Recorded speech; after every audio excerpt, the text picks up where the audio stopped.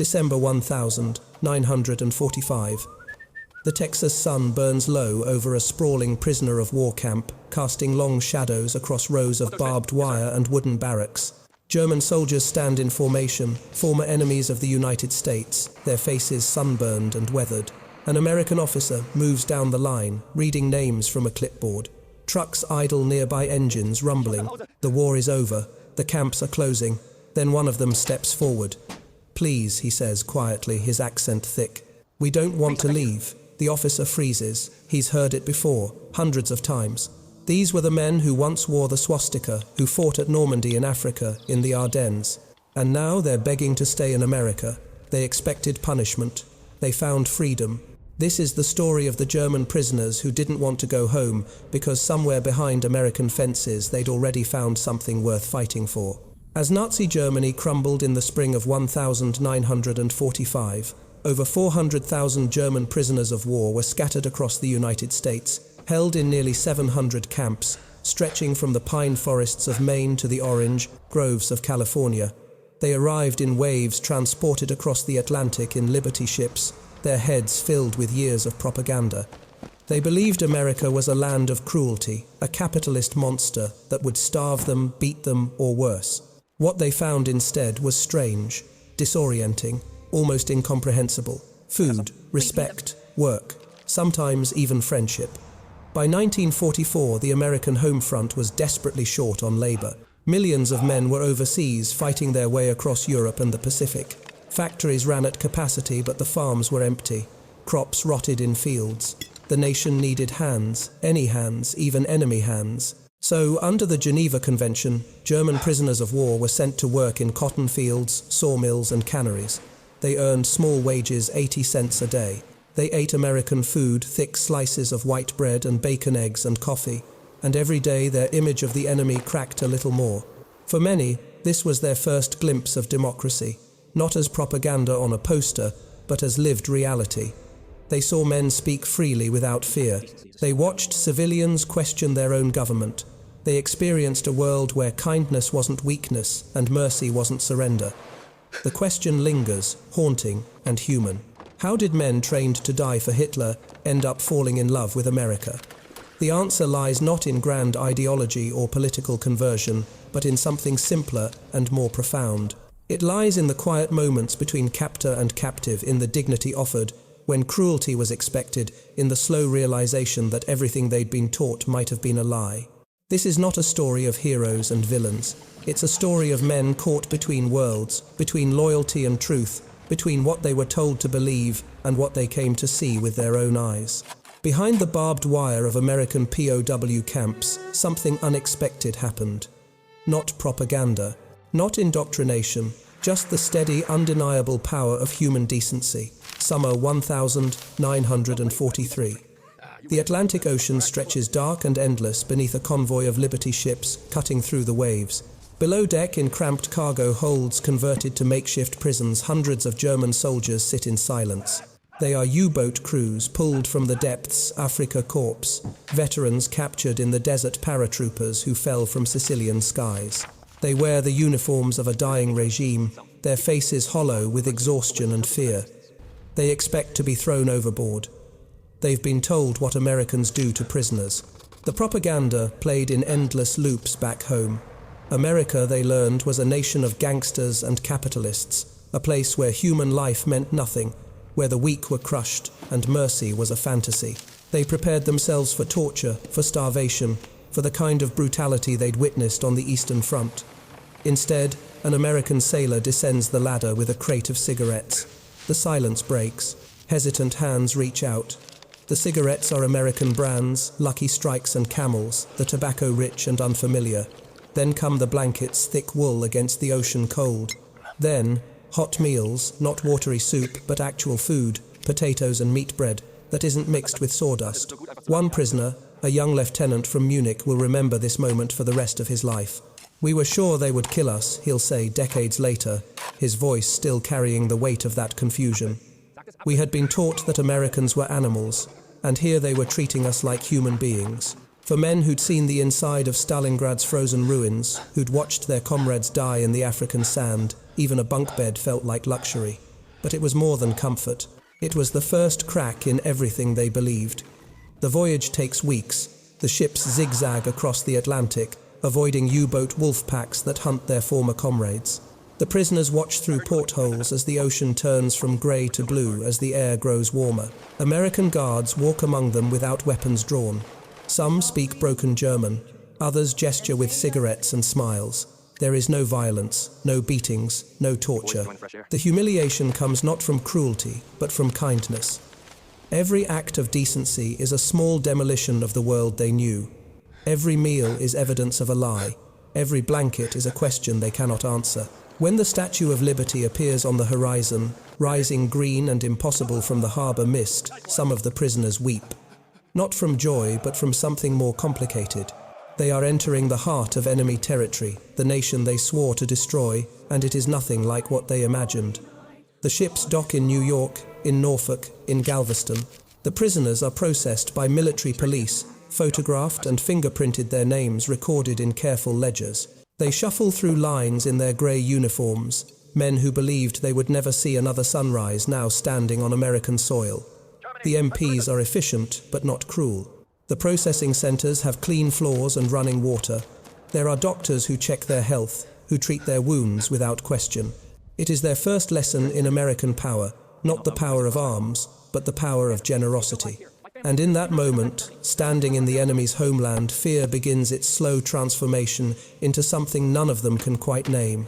Not gratitude, not yet, but perhaps the beginning of understanding. Camp Hearn, Texas. The landscape stretches flat and endless under a sky so vast it seems to swallow the horizon. Barbed wire marks the boundaries, steel posts driven deep into red earth. But inside those boundaries exists a world that defies every expectation. Rows of wooden barracks stand in precise formation, their walls whitewashed and clean. Between them, pathways of crushed gravel lead to mess halls, latrines, recreation yards. It looks less like a prison and more like a military base, orderly and purposeful. The routine begins before dawn. Roll call at 6 prisoners standing at attention while American guards count heads and check names. Then, breakfast in the mess hall, the smell of coffee and bacon drifting through the Texas heat. The food is abundant, almost obscene in its plenty.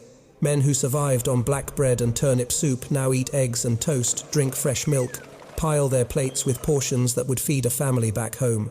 After breakfast, some are bussed to work details. Others remain in camp for maintenance, repairs, construction. But between the structure and discipline, something unexpected flourishes.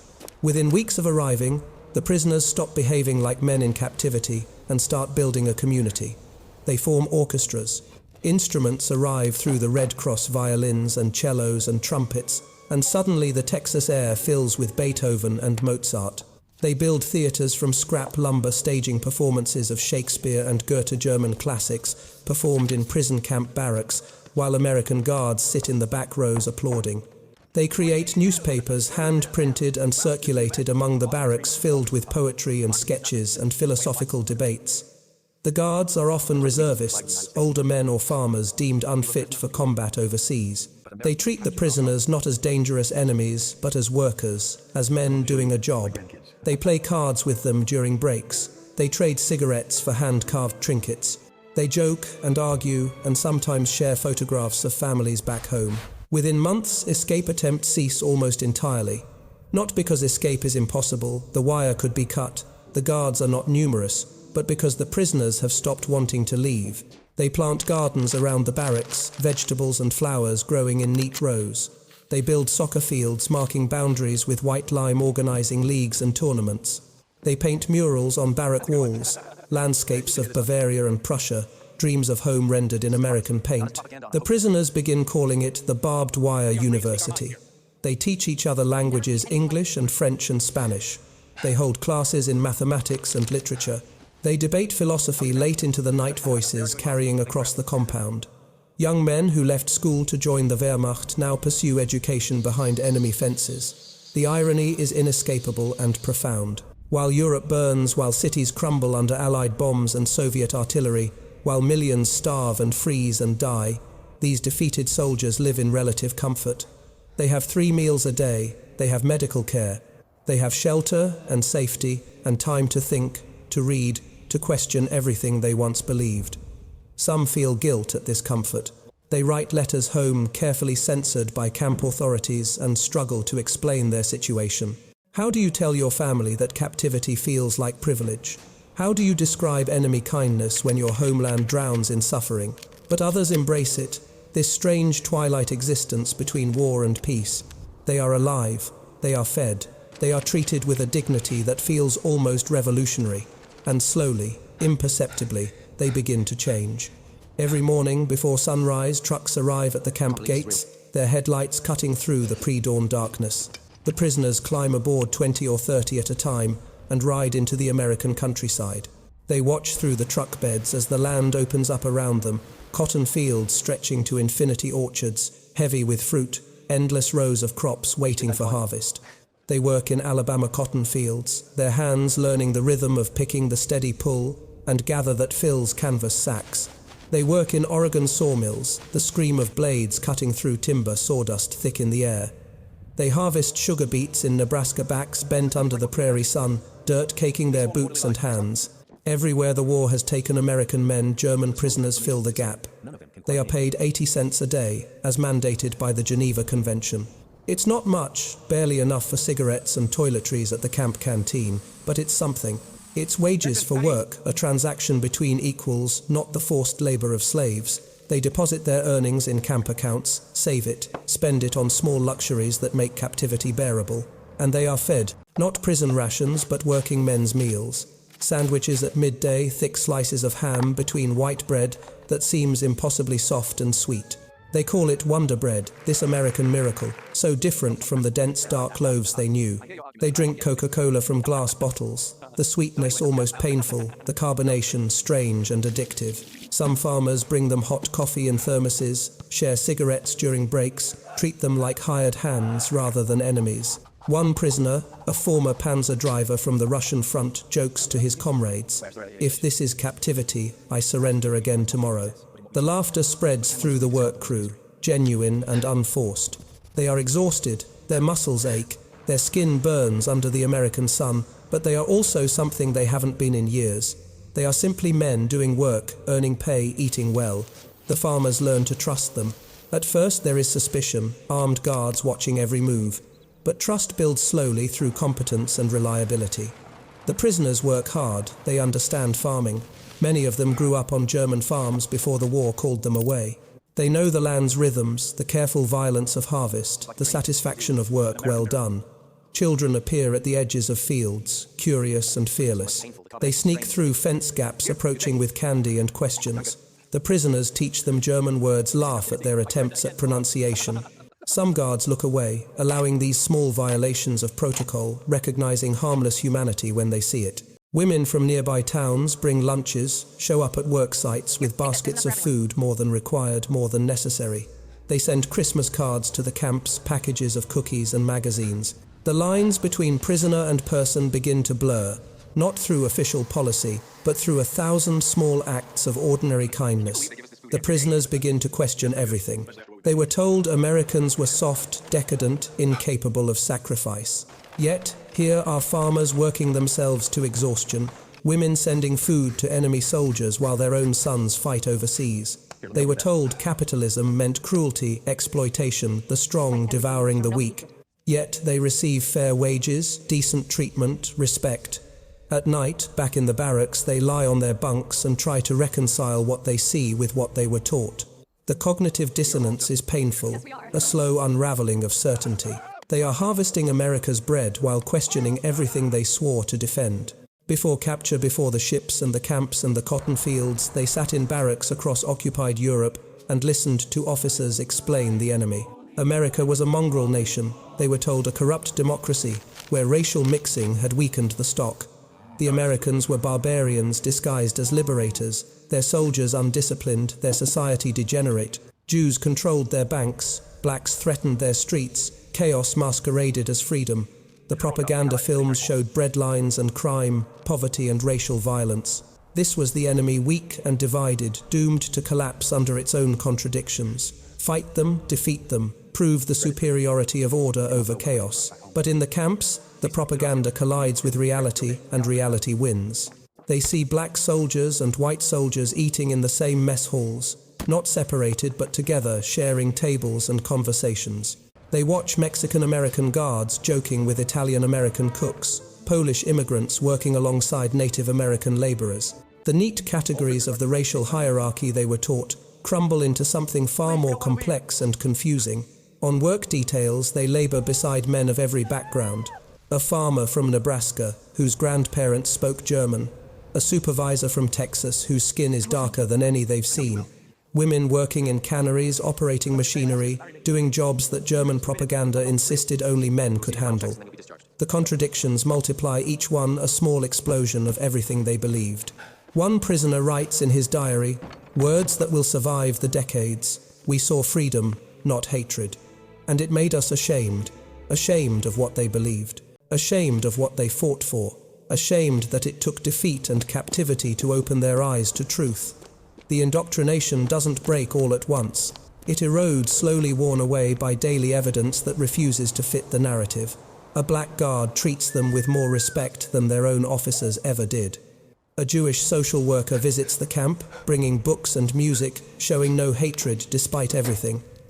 The cognitive dissonance becomes unbearable. Some resist clinging to the old certainties. They form groups within the camp's hardcore Nazis who maintain discipline and loyalty, who punish those who question, who see American kindness as a trick, a psychological weapon designed to weaken their resolve. They are not wrong to be suspicious, but they are fighting a losing battle against observable reality. Others embrace the confusion, let it transform them. They ask questions they never dared ask before. If Americans are inferior, why do they have such abundance? If democracy is weak, why did it defeat the Reich? If racial mixing destroys nations, why does America seem so strong? The answers come not through lectures or propaganda films, but through experience. Through watching civilians argue passionately about politics without fear of arrest. Through seeing workers negotiate with bosses demanding fair treatment and sometimes getting it. Through witnessing the messy, chaotic, frustrating beauty of a free society, the internal conflict becomes excruciating. What does loyalty mean when the enemy treats you like a human being? What does duty mean when your cause was built on lies? What do you owe to a homeland that sent you to die for a fantasy? These are questions without easy answers, questions that will haunt them for the rest of their lives. But in the camps surrounded by evidence of their own deception, they begin the slow, painful work of seeing clearly. Not through propaganda, not through coercion, but through the simple, undeniable power of living among people they were taught to hate and finding them decent. The fence is supposed to separate them, but increasingly it doesn't. The barbed wire becomes less a barrier and more a formality, a line drawn on paper that daily life ignores. American civilians begin to interact with the prisoners tentatively at first, then with growing confidence and warmth. Baseball games begin on summer evenings. American guards organize teams, choose sides that mix captors and captives. The prisoners learn the rules of this strange American sport, the complex dance of pitcher and batter, the sudden explosion of action after long stillness. They're terrible at first, swinging wildly, missing easy catches, but they improve. Laughter echoes across the diamond as a German corporal hits his first home run, circling the bases with his arms raised while Americans cheer. Churches extend invitations. Lutheran congregations, Catholic parishes, communities that see suffering men regardless of uniform. On Christmas Eve, 1,944 prisoners from Camp Mexia are bused to a small Texas church. They file into pews beside American families, farmhands and shopkeepers who lost sons to German artillery. The service is in English, but the hymns are familiar melodies that transcend language.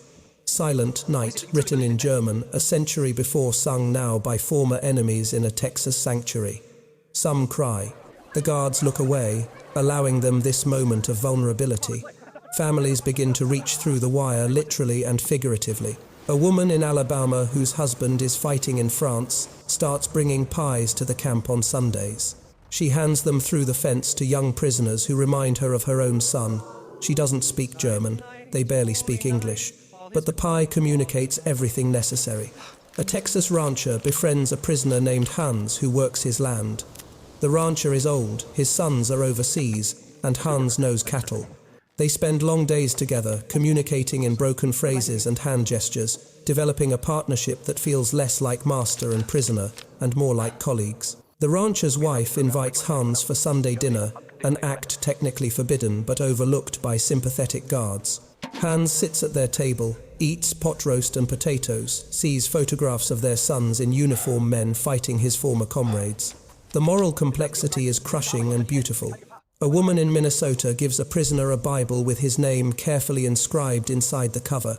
He carries it for the rest of his life. 70 years later, it will sit on his bedside table in Stuttgart, the pages worn soft with reading, her handwriting fading but still visible. When he dies, his children will find it and wonder at this gift from an enemy, this bridge built across the deepest divide. These gestures of goodwill become dangerous after the war ends. Public opinion turns cold toward anything German as the full horror of the Holocaust becomes known. The death camps, the systematic murder, the industrial-scale evil. American families who befriended prisoners face suspicion and scorn from neighbors. How could you feed them? How could you show them kindness? But the friendships persist in secret. Letters are exchanged carefully worded to avoid suspicion. Years later, when immigration laws relax, some of these connections will bring Germans back to America legally. This time, no longer prisoners, but immigrants seeking the country that captured more than their bodies. War separated them by uniform and ideology. Humanity brought them together through shared meals, shared laughter, shared recognition that beneath the politics and propaganda, they were simply people trying to survive. The fence remained standing, but increasingly it fenced nothing at all. May 8, 1945. The announcement crackles through camp loudspeakers across America. Germany has surrendered. The Third Reich is finished. The war in Europe is over. The prisoners stand in formation, listening to news they've expected for months. Berlin has fallen. Hitler is dead. The Wehrmacht has laid down its arms. They should feel relief. They should feel joy at survival. Instead, they feel dread. Because the war's end doesn't mean freedom. It means something far more uncertain. The camps don't close. Days pass, then weeks, then months. The barbed wire remains. The routines continue. Roll call at dawn, work details during the day, return to barracks at night. But now, the future hangs over everything, a question no one can answer. What happens to us now? The United States holds over 370,000 German prisoners scattered across the continent. The logistics of returning them are staggering. Ships are needed, processing centers, agreements with a Germany that no longer exists as a unified nation. The Allies divide the country into occupation zones. The Soviets take the east. The Americans, British and French split the west. And so the prisoners wait. Some are kept through 1945 into 1946, used for labor to help rebuild the post-war economy. American farms still need workers. Lumber mills still need hands. The prisoners continue their routines, but now they're working for a country they're terrified to leave. News filters back from Europe. Letters arrive censored and delayed, carrying fragments of nightmare. Cities are rubble. Infrastructure is destroyed. Food is scarce. Families are scattered or dead. The Soviet zone is particularly grim, tales of arrests and deportations of anyone connected to the military being shipped to labor camps in Siberia. One prisoner writes in his diary, words trembling with fear, "We dreaded freedom. We did not know what waited for us back home." Home. The word loses meaning. Is home a place that no longer exists? A city reduced to broken stones? A family farm now behind Soviet lines? They've been gone for years, and the Germany they knew has been erased. What are they returning to? Some plead to stay. They approach camp commanders with requests, petitions, desperate arguments. They have skills America needs. They've learned English. They've proven themselves trustworthy. Please, let us stay. Let us work. Let us become part of this country that showed us kindness. The answer is always no. The Geneva Convention is clear. Prisoners must be repatriated. The political reality is clearer still. American public opinion has turned. The Holocaust's full horror is now known. The death camps liberated, the photographs published. German prisoners, no matter how cooperative, no matter how transformed, are no longer sympathetic figures. They are reminders of evil. Some try to escape, but not in the traditional sense. They don't flee into the wilderness seeking freedom. They escape to hide within America, to disappear into the vast landscape they've come to love. They slip away from work, details vanish into towns, seek out the families who showed them kindness, beg for shelter and anonymity. Most are found and returned. But a few succeed melting into immigrant communities, finding work under false names, living as ghosts in the margins of American society. Back in the camps, trucks begin arriving with increasing frequency. Orders come down. Prepare for transport. The prisoners pack their meager belongings, say goodbye to the barracks they've called home, to the guards they've befriended, to the land they've worked. They board trains and ships heading back across the Atlantic toward an uncertain fate. Camp Aliceville, Alabama. Late autumn 1946. The leaves have turned brown and fallen, carpeting the ground around the barracks. The compound that once held thousands now holds hundreds, the population dwindling, as ship after ship carries men back across the Atlantic. Orders arrive with the morning mail, terse and bureaucratic. All remaining prisoners must be returned by year's end. The announcement is made after breakfast. The prisoners gather in the central yard, standing in loose formation, no longer the rigid military precision of earlier years. An American officer reads the directive, his voice flat and official. Processing begins next week. Have your belongings ready. Trucks will transport you to the port. The protest begins quietly. A few men step forward, their faces showing something between desperation and grief. They carry letters they've written, carefully composed in broken English, addressed to the camp commander. The officer takes them, promises to pass them along, knows already that nothing will change. Please, one says, a former artillery sergeant from Hamburg. We don't want to leave. The words hang in the Alabama air. Other voices join, not shouting but pleading. We have nowhere to go. Our homes are gone. Our families are scattered. The Soviets will arrest us. We'll be sent to labor camps. Please, we want to stay. The officer has heard it hundreds of times. At camps across Texas and Nebraska, Minnesota and Oregon, the same scene repeats. Prisoners who arrived expecting torture now beg to remain in captivity. The irony would be almost comic if it weren't so heartbreaking. Letters pour into camp headquarters, dozens every day. They are addressed to commanders, to congressmen, to anyone who might listen. The handwriting is careful, the English imperfect but earnest. They describe skills and trades, carpentry, farming, mechanics, anything that might make them valuable enough to keep. They describe the America they've come to know, the kindness they've experienced, the transformation they've undergone. Many fear more than Soviet camps. They fear vengeance at home communities destroyed by Allied bombing who will blame anyone in uniform. They fear starvation in a shattered economy. They fear the chaos of a defeated nation trying to rebuild from ashes. Others have fallen in love, though fraternization was forbidden. Secret relationships conducted through fences and during supervised work details. American women who saw past the uniform to the lonely young men beneath. These relationships exist in whispers and stolen moments, letters, smuggled through sympathetic guards, promises made that both parties know might be impossible to keep. One prisoner has proposed marriage to a widow in town whose husband died at Anzio. She said yes. They've never touched, only talked through wire, but they've found something real in the strangest circumstances. He begs for permission to stay. The answer is no. The weeks pass. Processing continues. Men receive their final medical checks, their discharge papers, their instructions for repatriation. They pack belongings accumulated over years of captivity. Photographs of American landscapes, baseballs signed by guards, books in English, small treasures that represent transformation. The final days arrive. The prisoners who remain walk through the camp one last time, touching barracks walls, standing in the recreation yard where they played soccer and baseball, memorizing details of a place they never wanted to call home but which became home. Nonetheless, when the gates finally open for the last time, they don't run toward freedom. They hesitate. They turn back, looking at the compound, at the guards, waving goodbye at the American flag hanging limp in the still air. Because somewhere between defeat and dignity, between capture and care, they found something they never expected. They found freedom behind American fences. And now they're being sent back to a world where freedom is uncertain at best. By 1948, they are all gone. The last ships have sailed, the last camps have closed, the barracks dismantled or converted to other uses. 370,000 German prisoners have been returned to a homeland that barely resembles the country they left. They arrive in ports controlled by foreign powers. Some dock in Hamburg, where ruins stretch to the horizon, entire neighborhoods reduced to skeletal buildings and rubble-filled streets.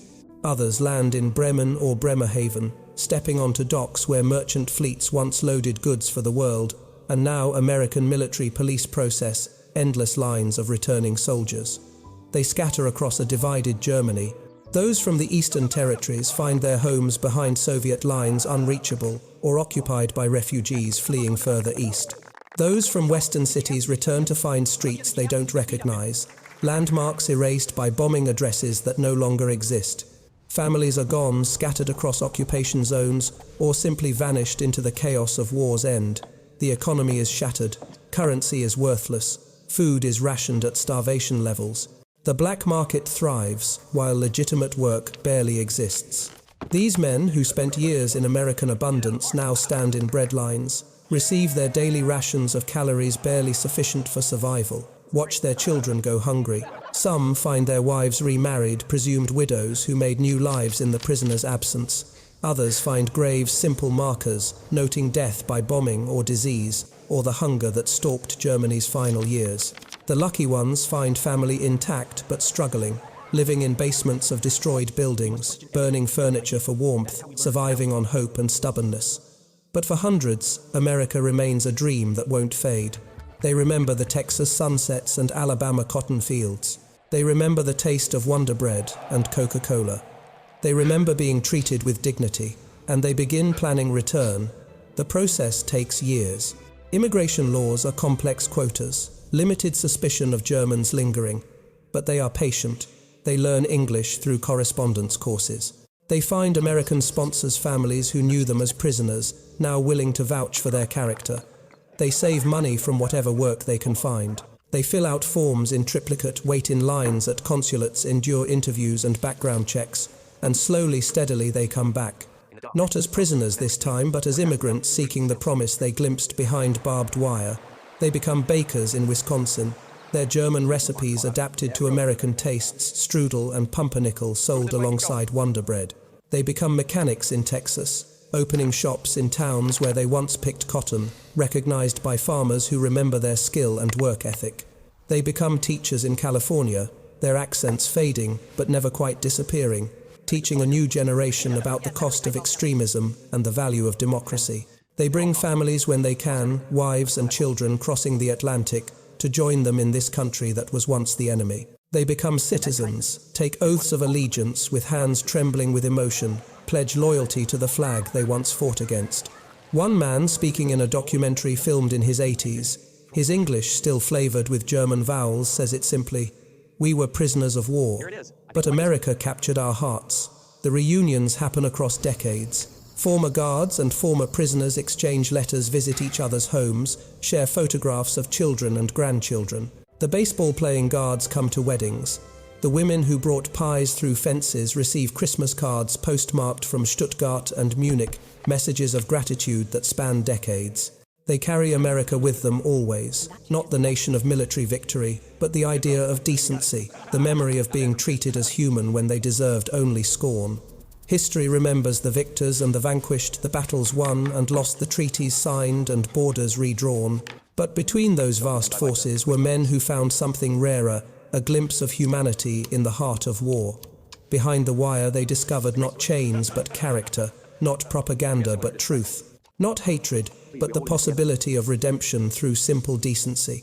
And when it was time to go, when the gates opened and freedom called them home, many realized something profound. The enemy had shown them what freedom truly meant, not through victory or ideology, but through the quiet revolutionary act of treating defeated men as if they still mattered. They arrived as prisoners. They left as believers in dignity, in fairness, in something larger than victory. War changes men. It hardens them, breaks them, teaches them to hate. But sometimes, in the spaces between conflict and peace, kindness changes history. And that changes everything.